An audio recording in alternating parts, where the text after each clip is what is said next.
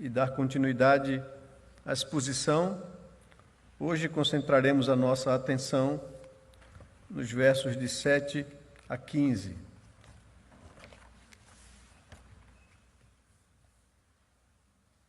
Quando o apóstolo Paulo, mais uma vez, se defende de novas acusações contra ele e argumenta a sua defesa e faz algumas denúncias aqui, abrindo o jogo em relação a esses falsos apóstolos, quem eles de fato são. Vamos ler o texto de 2 Coríntios, capítulo 11, versos 7 a 15, onde a palavra de Deus nos diz assim: cometi eu, porventura, algum pecado pelo fato de viver humildemente, para que fosseis vós exaltados, visto que gratuitamente vos anunciamos o Evangelho de Deus? Despojei outras igrejas, recebendo salário para vos poder servir. E estando entre vós, ao passar privações, não me fiz pesado a ninguém, pois os irmãos, quando vieram da Macedônia, supriram o que me faltava, e em tudo me guardei e me guardarei de vos ser pesado. A verdade de Cristo está em mim, por isso não me será tirada esta glória nas regiões da Acaia. Por que razão? É porque não vos amo? Deus o sabe. Mas o que faço e farei é para cortar ocasião àqueles que a buscam com o intuito de serem considerados iguais a nós naquilo em que se gloriam. Porque os tais são falsos apóstolos, obreiros fraudulentos, transformando-se em apóstolos de Cristo. E não é de admirar, porque o próprio Satanás se transforma em anjo de luz. Não é muito, pois, que os seus próprios ministros se transformem em ministros de justiça, e o fim deles será conforme as suas obras. Pai amado, mais uma vez nos colocamos diante do Senhor, da Tua palavra, e pedimos ao Senhor Deus humildemente a Tua direção, o auxílio do Teu Espírito Santo, nos dando entendimento para compreendermos a maravilha da Tua palavra e das orientações que ela nos traz. Nos dirige, pois, à compreensão dela, nos ajude a tirar dela as lições necessárias para a nossa vida e aplicarmos, ó Senhor Deus, a Tua palavra para que sejamos sábios no viver e agrademos ao Senhor com o nosso comportamento, nossa vida, nossa conduta. Que o Senhor nos abençoe nessa noite, nos falando ao coração, é o que nós te pedimos em nome e no amor de Jesus, Pai. Amém, Senhor Deus. Amém. Meus amados, os falsos mestres que haviam se infiltrado em Corinto estavam atacando Paulo de todas as maneiras possíveis. Nós temos visto aqui a exposição de quantas acusações e variadas acusações eram feitas a ele. Uma das críticas é que Paulo havia usado suas cartas para se gloriar de sua autoridade como um apóstolo de Cristo e assim reivindicar a autoridade sobre os crentes em Corinto. Essa acusação última que veio sobre ele. Nas mensagens que vimos até agora, Paulo justifica o fato de ter se gloriado. Primeiro, ele tinha feito isso, pois estava sendo forçado a se comparar com os falsos apóstolos que estavam se infiltrando na igreja em Corinto. Então, ele precisava chamar para si essa responsabilidade e mostrar quem ele era de fato. Segundo, Deus lhe havia dado autoridade sobre os coríntios para edificá-los e não para destruí-los. Nós já vimos isso no capítulo 10 da carta aos Coríntios, no verso 8 e 9. Confira aí comigo, por favor. No verso 8 do capítulo 10 da segunda carta aos Coríntios, ele diz: porque se eu me gloriar um pouco mais a respeito da nossa autoridade, a qual o Senhor nos conferiu para a edificação e não para a destruição vossa, não me envergonharei disso, de me gloriar nisso. para que não pareça ser meu intuito intimidar-vos por meio de cartas. Então, Paulo já havia dado essa autoridade, dizendo que Deus lhe conferiu essa autoridade para edificar a igreja, não para destruir a igreja. Também ele havia se gloriado apenas dentro dos limites da esfera de ação que Deus lhe demarcou. Já vimos isso aqui no verso 13 ao verso 18 do capítulo 10. Ele diz dessa forma: nós, porém, não nos gloriaremos sem medida, mas respeitamos o limite da esfera de ação que Deus nos demarcou e que se estende até vós. Nós vimos a comparação que o pastor Augusto colocou para a gente aqui, quando expôs esse texto, quando houve um acordo lá em Jerusalém, entre os apóstolos de Jerusalém, Pedro, que ficou responsável por levar o evangelho aos judeus, enquanto Paulo recebeu a autorização dos apóstolos em Jerusalém para expandir o evangelho no meio do mundo gentílico. E Corinto, na Caia, nas regiões da Grécia, era um povo gentílico, e Paulo está defendendo essa acusação contra ele, de que ele estava invadindo território alheio, e ele diz: de forma nenhuma, me foi confiado pelos apóstolos de Jerusalém, por Pedro e os demais, esse ministério aos gentios. E ele está aqui, então, defendendo que não passou de medida alguma, mas respeitou o limite da esfera de ação que Deus nos demarcou e que se estende até vós. Verso 14 diz: porque não ultrapassamos os nossos limites como se não devêssemos chegar até vós, posto que já chegamos até vós com o evangelho de Cristo, não nos gloriando fora de medida nos trabalhos alheios, e tendo esperança de que, crescendo a vossa fé, seremos sobremaneira engrandecidos entre vós, dentro da vossa esfera de ação, a fim de anunciar o evangelho para além das vossas fronteiras, sem com isso nos gloriarmos de coisas já realizadas em campos alheio. Aquele, porém, que se gloria, glorie-se no Senhor, porque não é aprovado quem a si mesmo se louva, e sim aquele a quem o Senhor louva. Então o apóstolo Paulo coloca isso. Ele estava se gloriando do trabalho que Deus confiou a ele a fazer.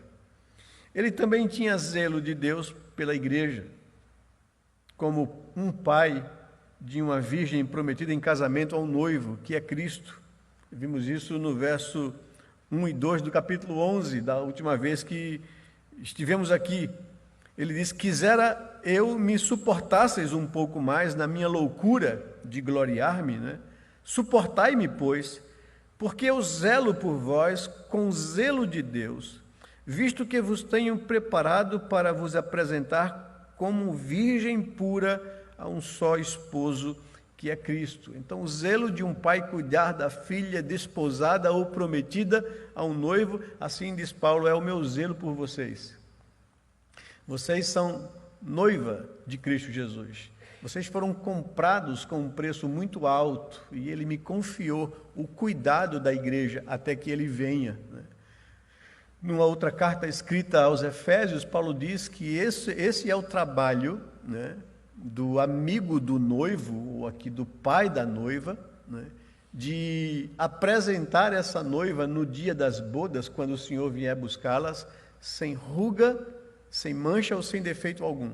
Então esse é o trabalho de Paulo, diz, como pastor, como pai espiritual de vocês, o meu zelo por vocês, a minha loucura, de querer evitar que vocês se comprometam com esses falsos apóstolos, zelar então pela vida de vocês. Ele tinha esse zelo de Deus pela igreja como um pai de uma virgem prometida em casamento ao noivo. Ele tinha receio de que o diabo viesse a corromper a mente deles através do ensino falso de mestres infiltrados, como havia feito com Eva no jardim do Éden. Nós vimos no verso 3 a preocupação manifesta de Paulo com isso, quando ele diz no capítulo 11, no verso 3, mas receio que assim como a serpente enganou a Eva com a sua astúcia, assim também seja corrompida a vossa mente e se aparte da simplicidade e pureza devidas a Cristo. Então, era uma outra coisa que preocupava Paulo e que motivava Paulo a gloriar-se ou a se comparar com esses falsos profetas, falsos apóstolos, falsos mestres que tentavam ganhar a atenção, o amor e a simpatia da igreja, lançando sobre Paulo acusações para que a igreja pudesse desprezá-lo. E Paulo diz: na minha loucura de comparação com eles, o que me motivava, além de outras coisas, é não permitir que o diabo viesse a corromper a mente de vocês, enganando vocês, seduzindo vocês, usando esses falsos apóstolos. Também os coríntios já estavam acolhendo bem essas pessoas. Os coríntios estavam até sustentando esses falsos mestres. No verso 4, o apóstolo Paulo fala isso, né? Ele diz: se na verdade, vindo alguém, prega outro Jesus, que não temos pregado, ou se aceitais espírito diferente, que não tendes recebido, ou evangelho diferentes, que não tendes abraçado, a esse de boa mente o tolerais. E aí Paulo então manifesta preocupação de perceber que os coríntios já estavam sendo seduzidos por essas pessoas e de bom grado recebendo e aceitando essas pessoas, acolhendo essas pessoas e até sustentando alguns desses falsos apóstolos. E por fim, nós vimos o argumento de que Paulo não se considerava um apóstolo inferior àqueles que se auto-apresentavam como superapóstolos, que o criticavam e que tentavam denegrir a sua imagem. Verso 5 e verso 6, ele diz: porque suponho em nada ter sido inferior a esses tais apóstolos. Nós vimos aqui que no grego a expressão que Paulo usa, ironicamente, né, é a expressão superapóstolos, né? E diz no verso 6, e embora seja como me acusam, falto no falar, não sou no conhecimento, mas em tudo e por todos os modos vos temos feito conhecer isso. Eu me lembro, pensando nisso, que há mais de 15 anos atrás, quando eu pastoreava uma igreja lá no centro-oeste do Brasil, eu lembro que surgia forte essas ondas de apóstolos, de pessoas se auto-intitularem apóstolos. E lembro-me bem, num programa de televisão, inclusive, de uma dessas igrejas, né, onde o seu líder se auto-intitulou apóstolo, para que a gente entenda o que é que essa onda, né, quer dizer. Essa pessoa estava expondo um texto da carta de Pedro, eu lembro bem disso, e um texto onde ele diz que Pedro, o texto é meio complicado, e ele usou essa expressão assim. Ele olhou para o texto e disse: olha, de apóstolo para apóstolo, eu acho que Pedro não foi feliz em colocar isso, né? É mais ou menos isso que Paulo está enfrentando. Pessoas que se autodenominam apóstolos e que reivindica direito e autoridade sobre a igreja. E vocês vão ver nesse texto de hoje, nessa passagem que nós estamos nos ocupando hoje, o que está por trás disso e por que Paulo, que recebe uma nova acusação contra ele aqui, e ele vai se defender dessa nova acusação contra ele, o que é que ele de fato queria evitar com o que ele fez e que estava servindo de acusação contra ele. Na passagem de hoje, pois, Paulo se justifica por ter se gloriado de não ter recebido o sustento dos coríntios. E esse aqui é o assunto, e essa aqui é a nova acusação contra ele, né? A crítica então levantada, nós vamos ver em primeiro lugar a crítica levantada contra Paulo. Nós vamos ver depois, em segundo lugar, a defesa apresentada por Paulo. E em terceiro, a denúncia feita por Paulo aos seus críticos. Então vamos ver primeiro essa crítica levantada contra Paulo, essa nova crítica contra ele. Destacamos aqui que lá em 1 Coríntios, capítulo 9, Paulo havia defendido o seu direito de receber sustento da igreja em Corinto, como outros apóstolos recebiam. Abra sua Bíblia na primeira carta de Paulo aos Coríntios, no capítulo 9, por favor, para que você entenda o que vai acontecer, o que está acontecendo aqui. No capítulo 9 da primeira carta, que é a segunda que Paulo havia escrito aos crentes em Corinto, ele está defendendo um direito dele, enquanto apóstolo, de ser mantido ou sustentado pela igreja ali em Corinto. Vejam o verso 3, por exemplo. Ele diz que a minha defesa perante os que me interpelam ou me acusam é esta: não temos nós o direito de comer e beber? E também o de fazer-nos acompanhar de uma mulher irmã, como fazem os demais apóstolos e os irmãos do Senhor e Cefas? Então, todos os demais apóstolos de Cristo Jesus são casados, são acompanhados de esposa, e a igreja os mantém. Paulo diz no verso 6, ou somente eu e Barnabé não temos direito de deixar de trabalhar? Ele usa vários argumentos. Um argumento lógico, no verso 7, quem jamais vai à guerra à sua própria custa? Ou um argumento de um agricultor, quem planta a vinha e não come do seu fruto? Ou quem apacenta um rebanho e não se alimenta do leite do rebanho? Então, Paulo usa 3 situações da vida comum das pessoas para dizer que um trabalhador trabalha na expectativa e esperança de comer do lucro do seu trabalho. Ele diz, no verso 8, porventura falo isso como homem? É um raciocínio humano isso? É um argumento meu, de Paulo, para convencer vocês e a dizer que eu tenho o direito de receber sustento?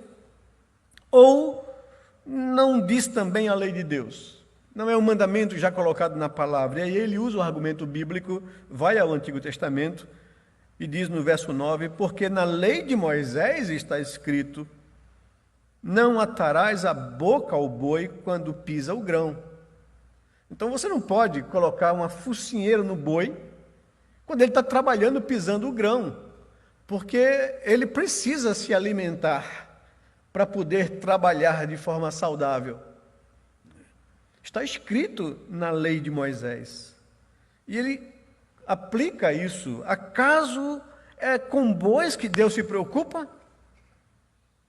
Ou é seguramente por nós que ele o diz? Por nós, os obreiros de Deus, os profetas, os apóstolos aqui. Certo que é por nós que está escrito isso, pois o que lavra, cumpre fazê-lo com esperança. O que pisa o trigo, faça-o na esperança de receber a parte que lhe é devida. Se nós vos semeamos as coisas espirituais, será muito recolher de vós bens materiais ou sustento material? Se outros participam desse direito sobre vós, não temos nós em maior medida? Já que fomos nós que plantamos a igreja, fomos pioneiros aqui, que levamos o evangelho a Corinto? Esse é o argumento de Paulo. Ele já havia argumentado isso, mas ele havia intencionalmente aberto mão desse direito para não ser pesado à igreja e para não dar brecha de ser acusado de mercenário por seus inimigos. Ele considerava uma glória para ele o fato de ter se sustentado quando estava em Corinto. Ele não recebeu salário.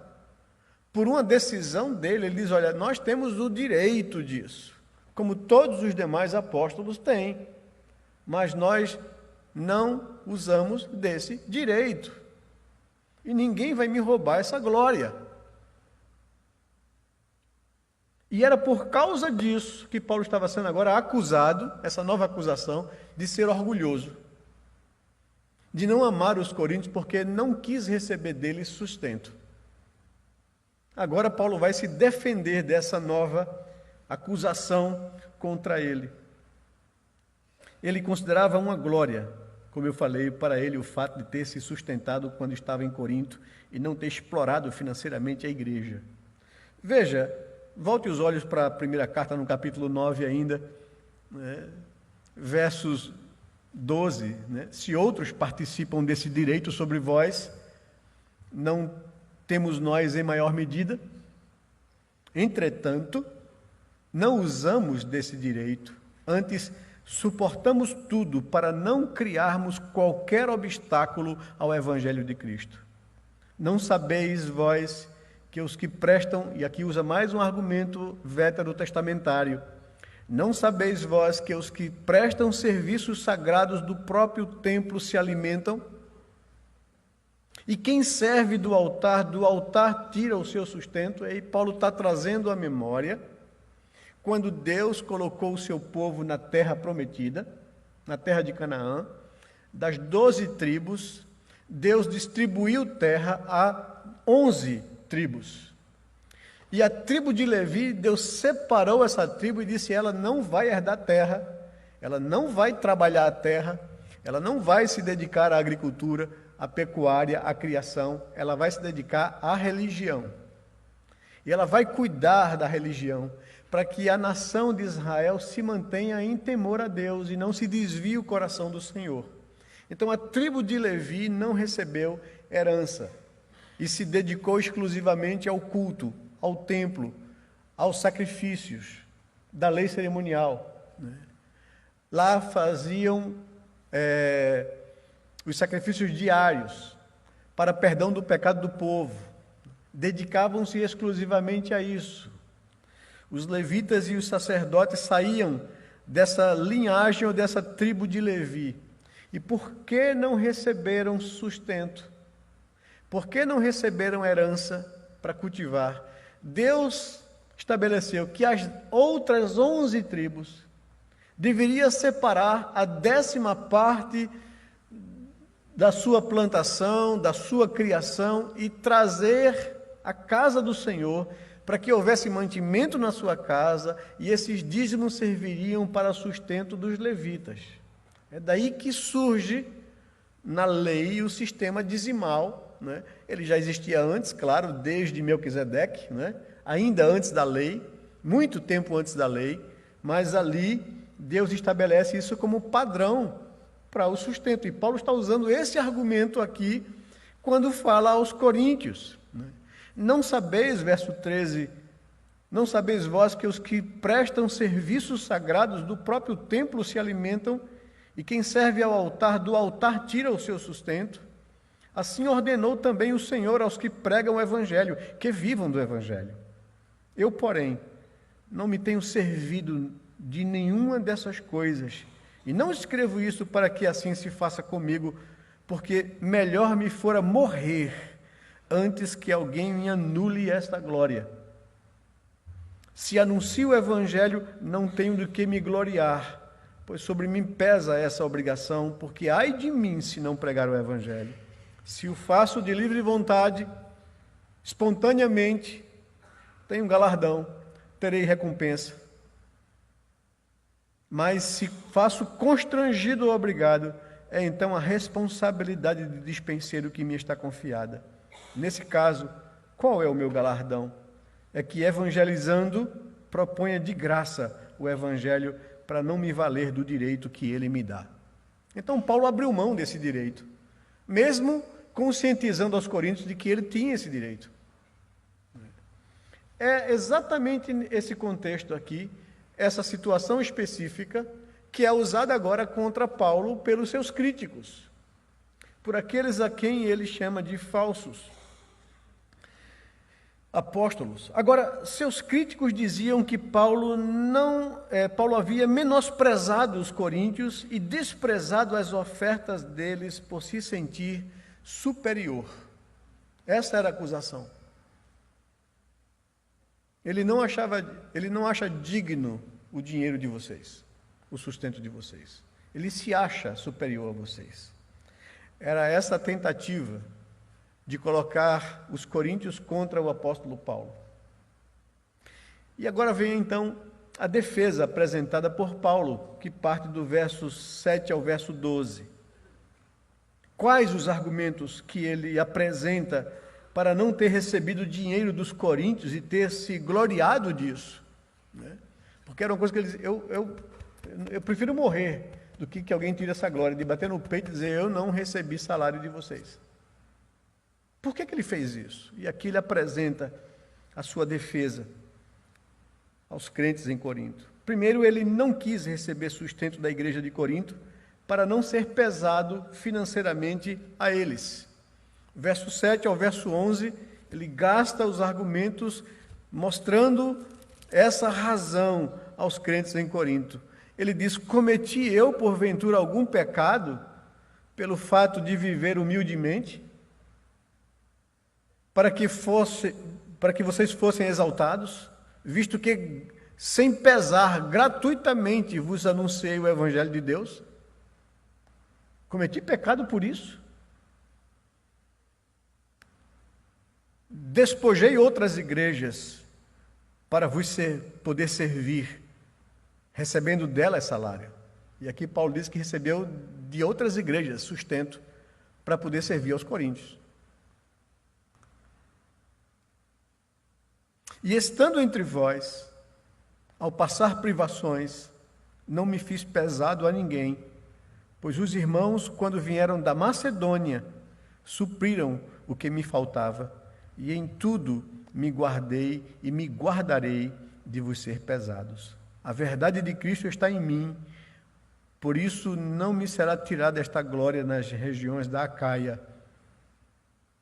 Por que razão? É porque não vos amo que eu fiz isso? Ele diz, Deus o sabe.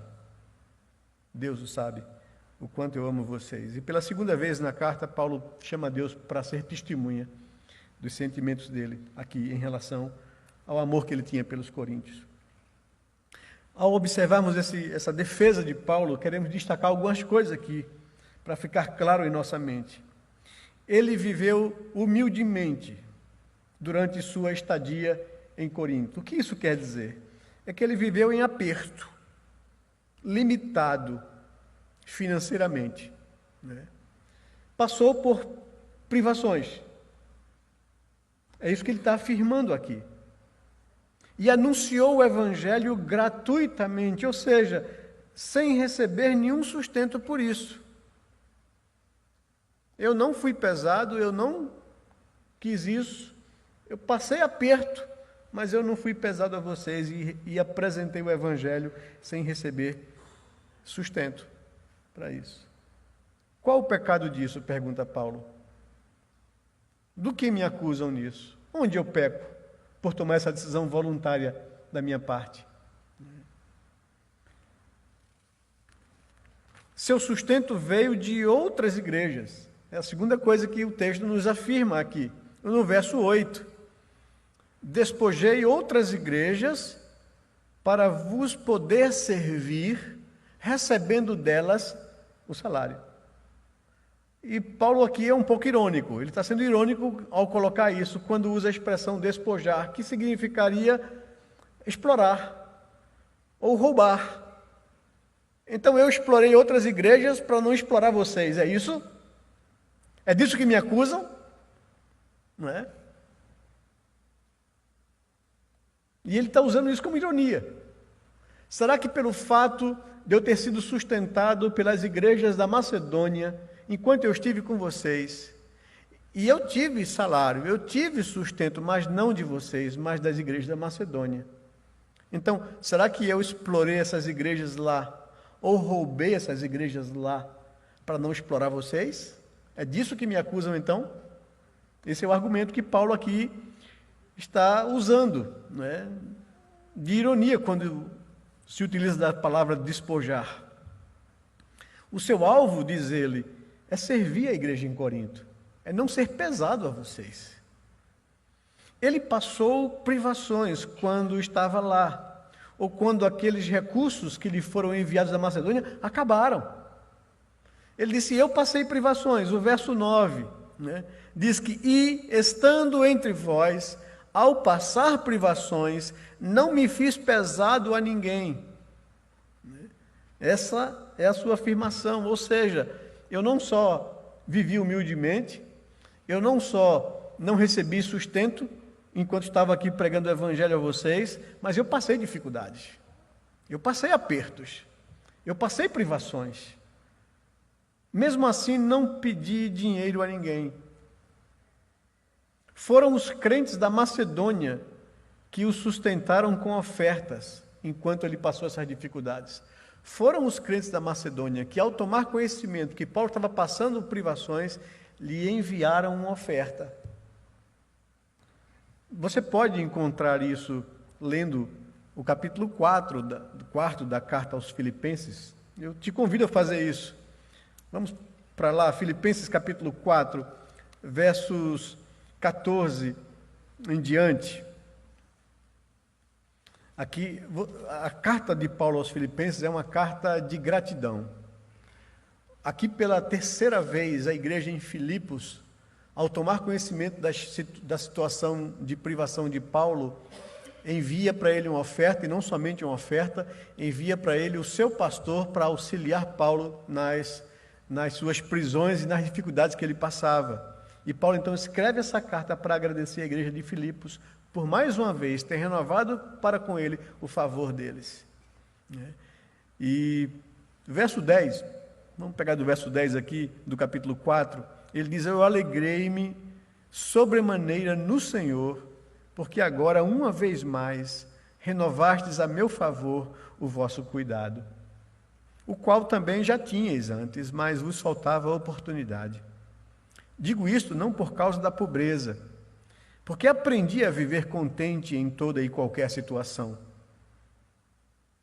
Tanto sei estar humilhado, como também ser honrado.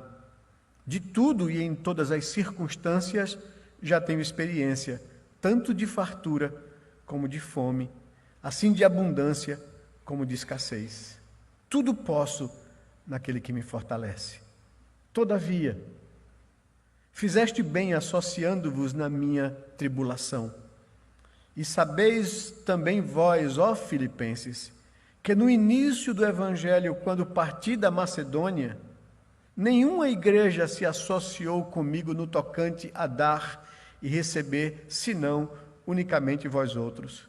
Porque até para Tessalônica mandaste não somente uma vez, mas duas, o bastante para as minhas necessidades.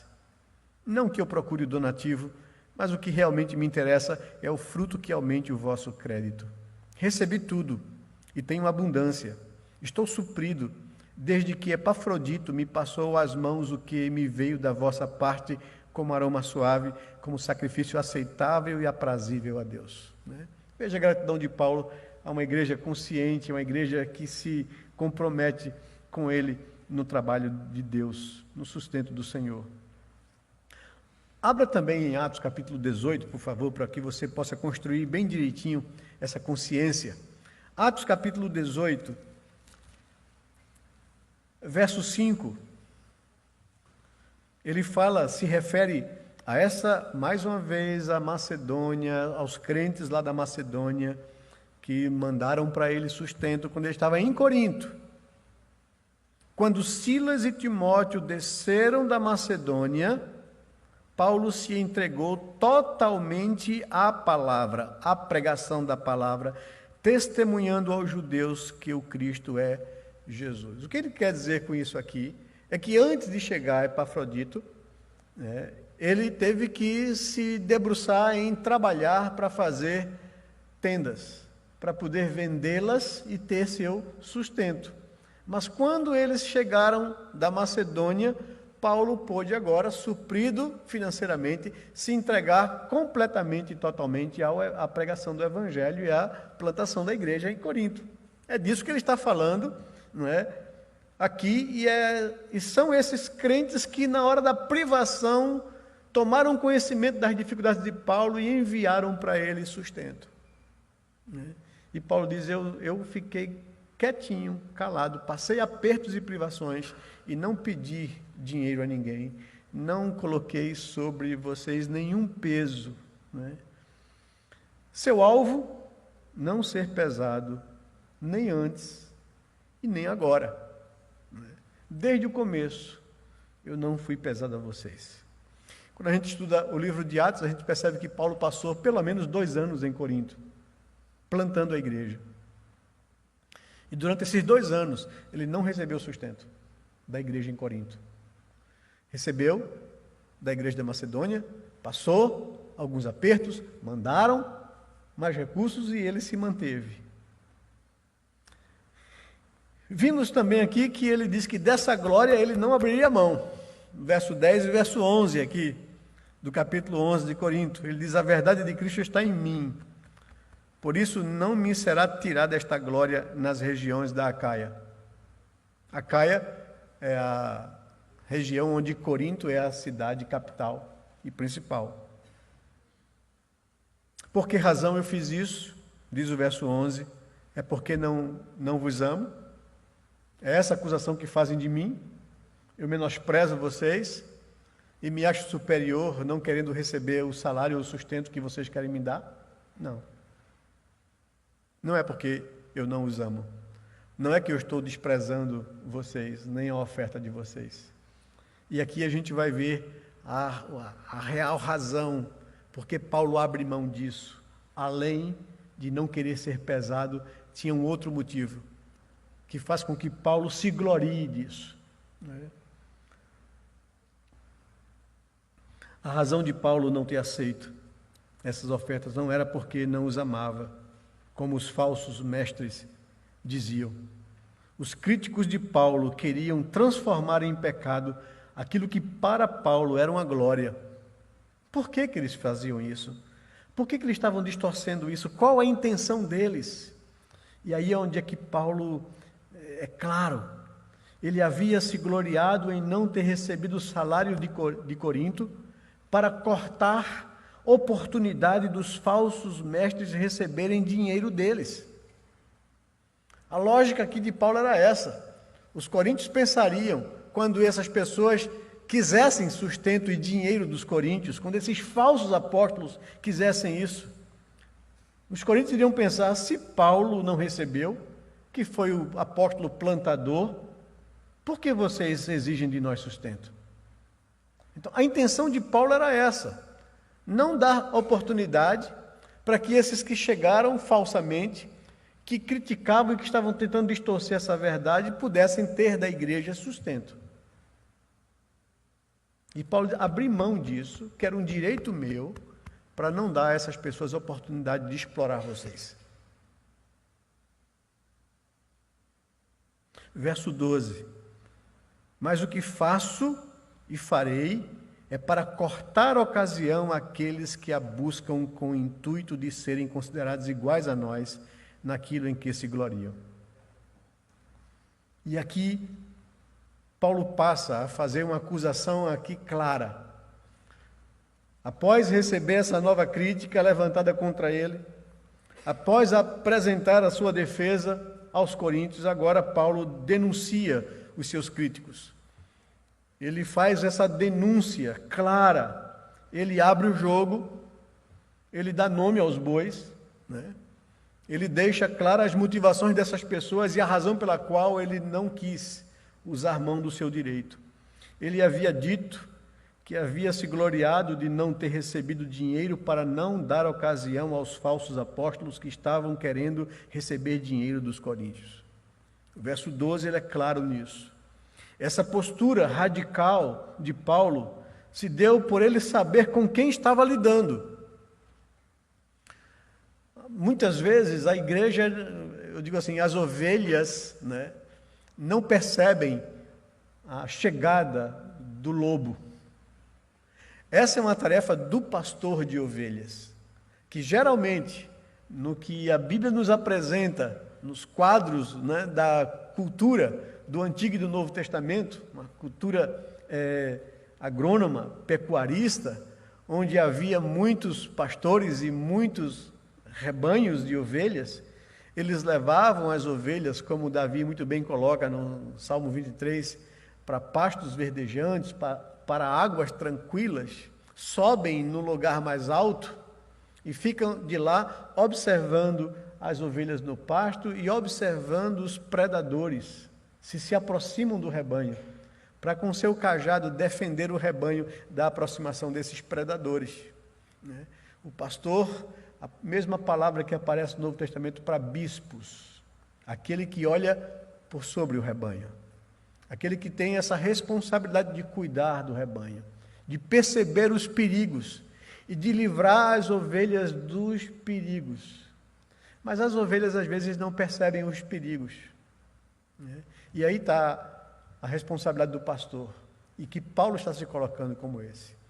Eu vejo predadores, lobos vorazes, querendo se passar por ovelhas ou por pastores para roubar vocês, para devorar vocês. E por isso quando eles lançam sobre vocês dúvidas acerca do meu amor, das minhas motivações, do meu caráter, eu cometi a loucura de me comparar com essas pessoas para mostrar a vocês que eu sou apóstolo de Cristo, que eles não. E Paulo diz, para isso eu até abri mão de receber um direito meu, para não dar ocasião a essas pessoas de explorarem vocês. Esse é o argumento que Paulo está usando, e a denúncia aqui é essa. Essas pessoas têm a intenção de explorar vocês. Essa postura radical de Paulo se deu porque ele sabe com quem está lidando. Eram falsos apóstolos, verso 13, observe comigo. Porque esses tais são falsos apóstolos. São obreiros fraudulentos. E se passam por apóstolos de Cristo. Quando ele usa a palavra aqui, transformando-se, o que ele quer dizer é que eles se passam por, se apresentam como apóstolos de Cristo, e não são falsos apóstolos, são obreiros fraudulentos, a intenção deles é explorar vocês.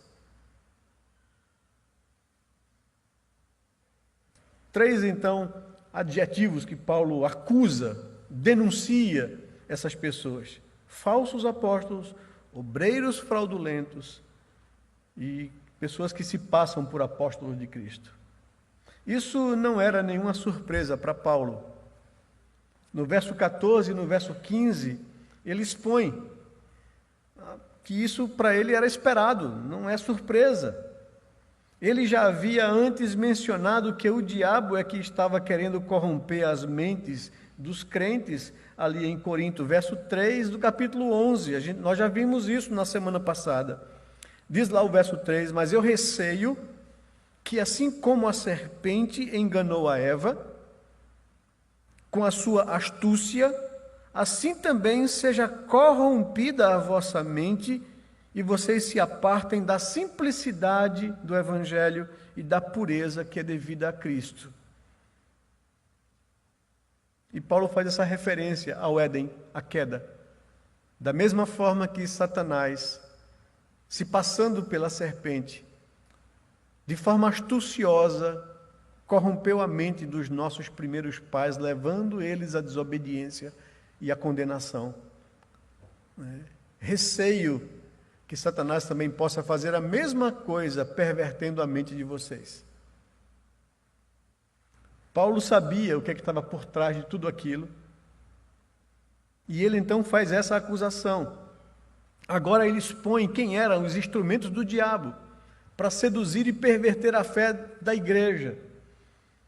São aqueles falsos mestres, aqueles falsos apóstolos, obreiros fraudulentos que se transformam ou que se passam por apóstolos de Cristo.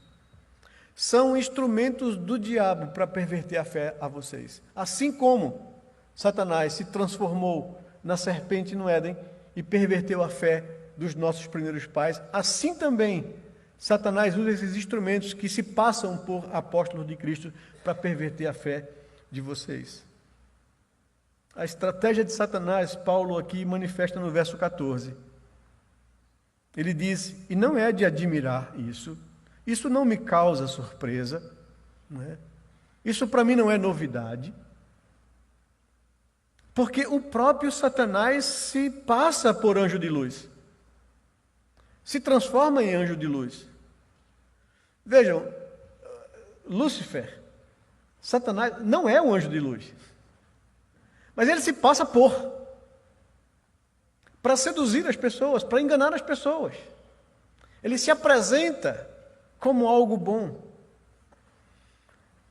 Esses dias eu estava aconselhando um jovem, uma criança da igreja, lá no gabinete, e ele estava me falando de um seriado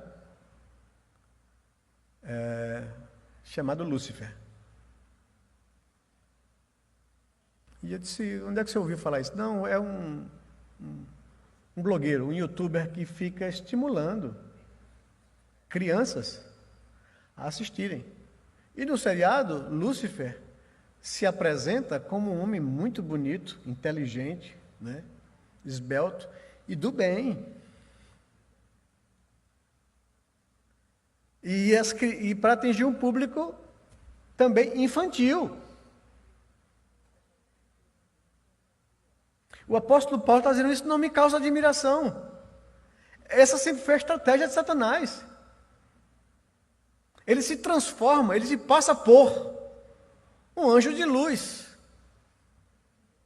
Ele não se apresenta como aquela figura medieval, né? Um bicho feio, vermelho, com um tridente furando todo mundo.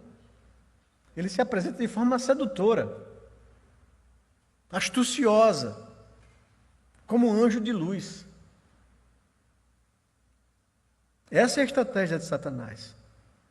Da mesma forma, diz Paulo, os seus ministros se passam por ministros de Cristo. Se passam por ministros da justiça. Se passam por apóstolos de Cristo Jesus. Mas a convicção de Paulo, no verso 15, não é muito ou não é de admirar, pois que os seus próprios ministros se transformem em ministros de justiça. E o fim deles será conforme as suas obras. O fim deles já está reservado. Serão todos castigados, condenados, destruídos. Cristo conhece os que são seus. Quando nos deparamos então com a palavra de Deus, com um texto como esse, nós chegamos a algumas conclusões e destacamos algumas aplicações para nossas vidas aqui. E eu queria me dirigir aqui aos crentes e às igrejas. Do que a gente pode tirar desse texto aqui? Primeiro, que os obreiros, eles são dignos de receber seu sustento das igrejas onde servem ministrando as coisas de Deus. Eles não devem receber menos do que precisam, nem que a igreja é capaz de dar. As igrejas têm responsabilidade de manter os seus obreiros. É o que Paulo expõe e o que o texto nos traz como aplicação prática. Mas também é preciso aplicar aos obreiros. Os obreiros devem cuidar para não serem pesados e explorarem financeiramente as igrejas onde servem a Deus. Eles não devem requerer ou receber mais do que a igreja é capaz de dar.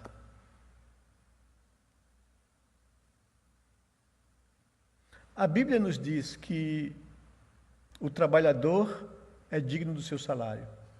A Bíblia nos diz, orientando as igrejas, que os que se afadigam na palavra e no ensino devem ser merecedores de dobrados honorários. Mas um pastor nunca pode se utilizar de um texto desse que exorta a igreja para requerer aumento salarial, sustento, etc. O texto que se aplica a ele é que a gente deve ser contente com o nosso soldo, tendo o que comer e beber, estejamos felizes. A igreja não pode pegar um texto como esse para dar um salário minguado ao pastor. Nem o pastor pode pegar um texto que diz que a igreja deve honrar com dobrados honorários aqueles que se afadigam na palavra para dizer, vocês precisam dobrar o meu salário. Então, a igreja tem que saber suas responsabilidades de manter dignamente os seus pastores e obreiros. E os pastores não podem requerer ou exigir da igreja mais do que elas podem dar para eles. São essas aplicações que a gente pode encontrar aqui no texto. Ainda, aos que gostam de dinheiro, o objetivo final dos falsos profetas é o dinheiro. E a Bíblia nos orienta, a nós pastores, a termos cuidado com isso. Nós temos responsabilidades, temos família, temos filhos, temos que oferecer para eles educação, saúde, né? Vida digna, né? Mas nós não podemos colocar nisso os nossos objetivos e alvos, isso não pode ser o nosso maior interesse. Paulo diz, essa é uma marca dos falsos apóstolos de Cristo, o interesse financeiro. O objetivo final dos falsos profetas é o dinheiro. São mercenários, são mercadores da fé, fazendo negócios do Evangelho. Os falsos profetas, também concluímos aqui e aplicamos, conseguem se transformar em apóstolos de Cristo, assim como o diabo em anjo de luz. Eles conseguem ludibriar as pessoas e passar por um apóstolo de Cristo. E, em último lugar, aplicando aos crentes aqui, os cristãos deveriam ser cuidadosos e criteriosos quanto aos pastores e líderes que escolhem ou às igrejas que frequentam. O apóstolo Paulo não alivia a responsabilidade aqui. Ele não coloca a responsabilidade somente sobre esses falsos apóstolos de Cristo. Ele coloca a responsabilidade sobre os coríntios. Vocês não devem suportar, acolher pessoas que caracteristicamente são exploradores. É responsabilidade dos crentes, ao observar a conduta desviada de um líder, dizer, opa, não. E nem procurar igrejas que exploram financeiramente as pessoas. Porque isso são marcas, segundo o texto bíblico, de falsos apóstolos de Cristo Jesus. Então, Paulo escreve responsabilizando os coríntios, não os inocenta. E nenhum cristão sincero e verdadeiro pode se considerar inocente se escolhe para ser orientado por falsos apóstolos que mostram essa característica. Que Deus nos proteja e nos livre do mal. Que Deus nos faça orar como Davi, no Salmo 69, versículo 6. Senhor, não sejam por minha causa envergonhados que esperam em Ti, nem por minha causa sofram vexame os que Te buscam, ó Deus de Israel. Que Deus nos abençoe, que Ele faça a palavra dEle calar nos nossos corações. Vamos orar a Deus. Pai amado, nós queremos Te agradecer por Tua palavra, por essa situação que o Teu Espírito levou o apóstolo Paulo em recebendo críticas, defender a sua autoridade apostólica e fazer uma denúncia clara, colocando as motivações das pessoas que devem ser vistas como falso apóstolos de Cristo Jesus. Dá sabedoria à Tua igreja nesses dias tão turbulentos, Senhor, de tantos defloradores financeiros da Tua igreja. Tenha compaixão e misericórdia, Senhor Deus. Levanta homens dedicados, dispostos, ó Senhor Deus, a sofrer pelo Evangelho e pela igreja. E abençoa a igreja, dando a ela maturidade, discernimento, conhecimento da Tua palavra, para saber julgar aqueles que se apresentam como apóstolos de Cristo e não são.